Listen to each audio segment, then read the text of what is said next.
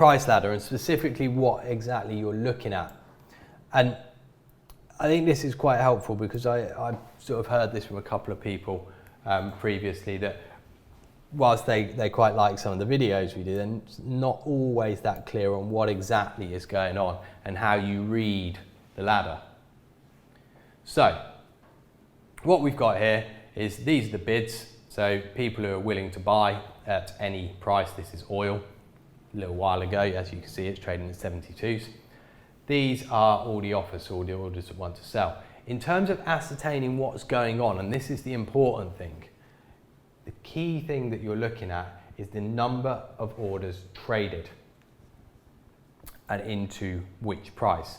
So I'll run this through for a little bit and just focus not so much on what exactly is going on, but more in terms of what you're looking at.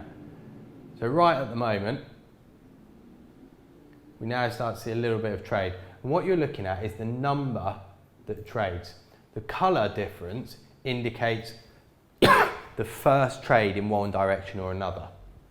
So where you see a red number or blue number, that's the first trade down if it's red, the first trade up if it's blue.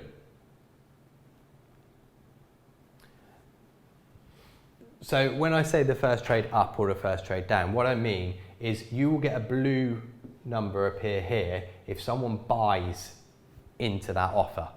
If someone decides, right, I don't want to wait and see if I can get 44, I'm going to go actively and buy 45. In doing that, you then shift up. This number of 33 will then become a blue number of whatever was bought. What you're trying to look at there is you're trying to work out the strength of buying or the strength of selling. The willingness of people, rather than wait to see if you can get filled, i.e. to see if someone will sell it to you, you decide, no, I will go and pay a higher price. And that's what this number indicates to you. People willing to pay a higher price or not. Now the next thing you need to be considering is when someone, say, pays a higher price, do they actually get any movement for that? So if you buy 44s, does anyone else then join you and decide, actually, I'd be happy to buy 44 and I'll see if someone will sell it to me? And so there you go, you've just seen it move up 44, 45, 46. It bought through each price. What that's showing you is that the market has a willingness to buy. People are willing to pay a higher price than the best bid that they can get. Because you could join 46s. It doesn't give you an entry though, it doesn't get you into a trade.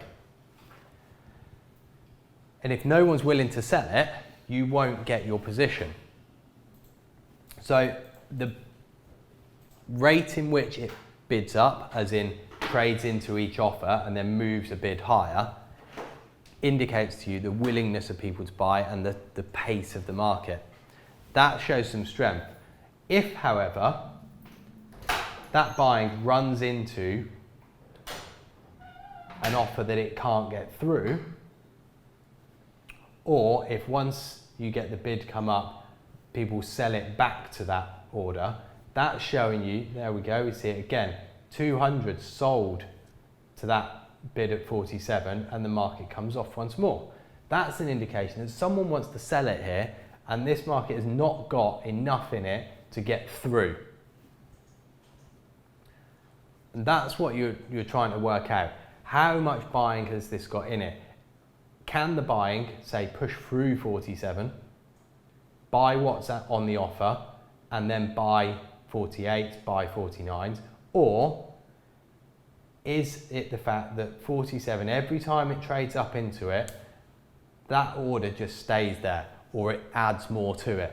That's an indication that the shorts don't want to give up here, that they're still willing to trade. And that's what you're trying to work out from a ladder. Which direction the market wants to go based on people's willingness to buy into the next price. Or if people do buy into the next price, the inability of that price to move. So 47s, every time they buy into it, it just comes back. and back again. That's showing you that the sellers are still quite strong here. Now it gets a bid and the offer comes back again. Now it gets a bid and they start trading into 48.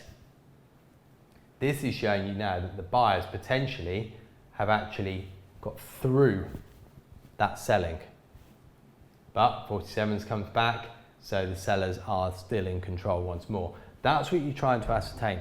The reason you're looking here is you're looking at a market's ability to push through a certain area. It also will tell you quite a lot. If, say, you've got in oil here, you've got 80, or we'll call it 80 at 47s, 82s in fact, and someone decides, right, I'm going to buy 80 lots. And as soon as it trades 80 into it, the 80 just appears again. What that's showing you is someone is willing to buy it, but has been shown that there's equal amount of people who want to sell it. And they just go, okay, we got the 80, and here's another 80 if you want it. Where you see strength is, say someone buys 80 into 47 and then moves the bid up and no one sells it. That's showing you that the buyers have bought what's there and no one is willing to sell anything at that price again, i.e. no one believes it's worth selling there and they're going to then offer higher up. That way, that's now showing you some strength, and what you would then be looking at for a continuation of that strength is someone to then go and buy 48 as well. If they buy through 48, that's then showing you the buyers who were willing to buy 47, even when there's a huge amount been sold there already, 1,600 lots, they're willing to buy 47 and still buy 48. That's showing you a lot of strength in this market. That's showing you that no matter how much someone wants to sell at 47, buyers are still willing to come to it. And that all comes from watching the willingness of people to keep on hitting into that price. And what you're then looking for is, after it's hit into that price, no one puts an order back there. That's the sign that the buyers effectively have won. So there we go, another 100 at 47. And they keep trying to sell it. So the sellers are still there. Now the buyers start to trade up a little bit. Sellers try once more. But what you're not seeing here is once they sell 47, no one sells into 48. And so seeing that, and now seeing that people bought into 48 and were willing to buy into 49s, you saw that blue tick up. That's now giving you a sense that this market has got some strength, and now we see the strength really coming in. The buyers now, you're getting a lot more blue. Anything that goes red and then trades again is very small size, and even when it trades 100, the bid comes back and stays there. So this is now showing you that there's a willingness to keep on buying as this goes up.